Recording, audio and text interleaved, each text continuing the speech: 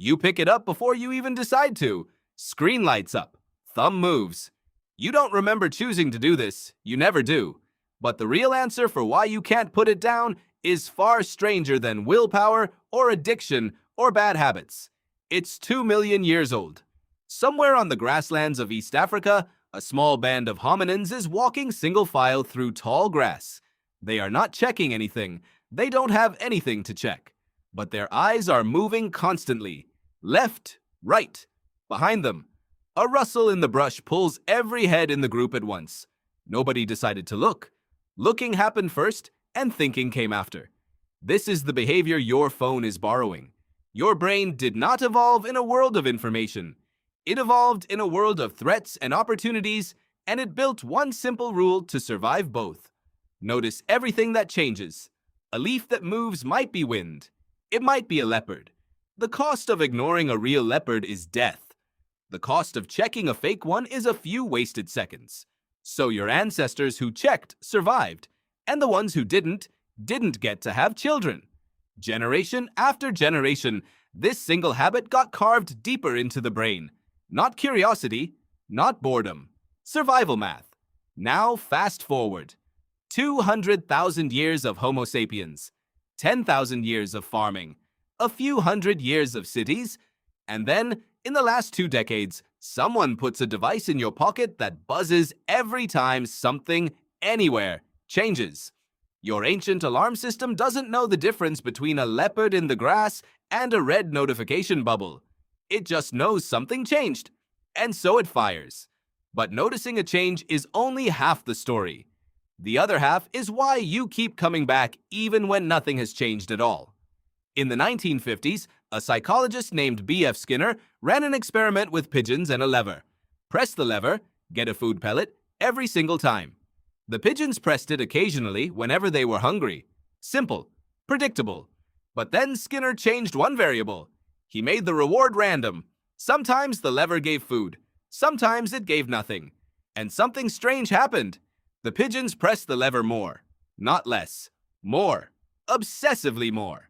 Skinner called it a variable ratio reinforcement schedule, which is a complicated way of saying this.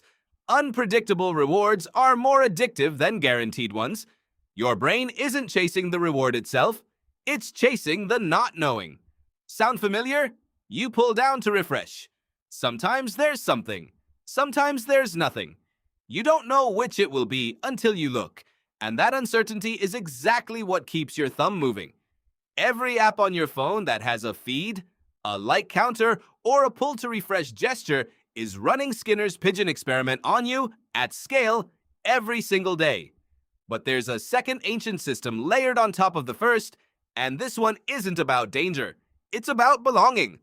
A researcher named Robin Dunbar spent decades studying primate social groups, and he found something that shapes almost everything about how you relate to other people today.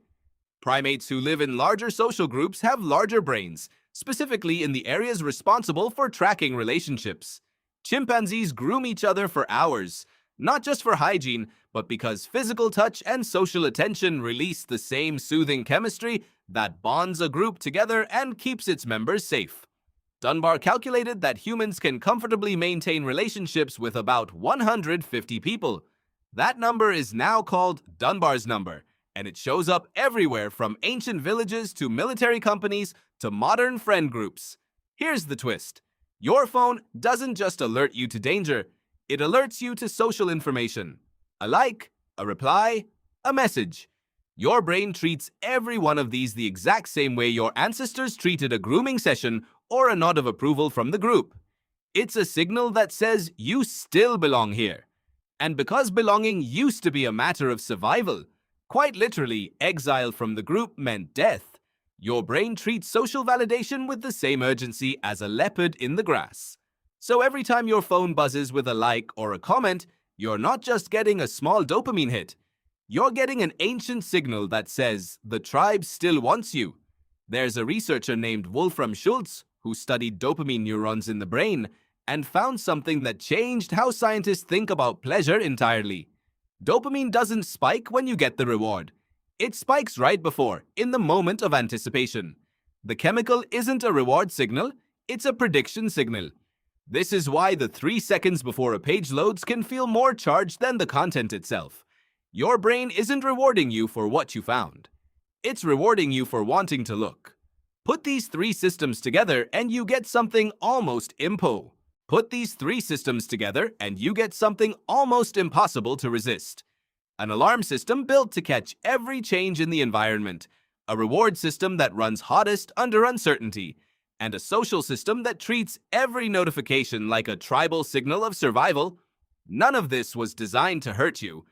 It was designed, over millions of years, to keep a small group of primates alive on a dangerous continent.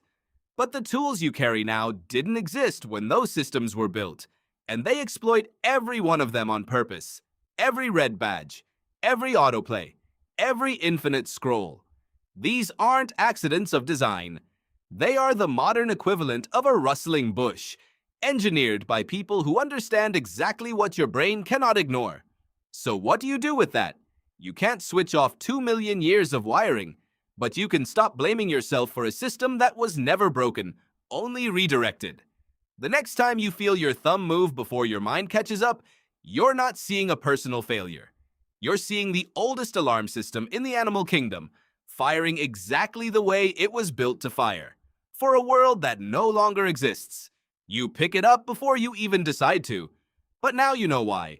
And knowing why is the first small rustle in the grass that finally makes you turn your head toward the truth instead of the screen.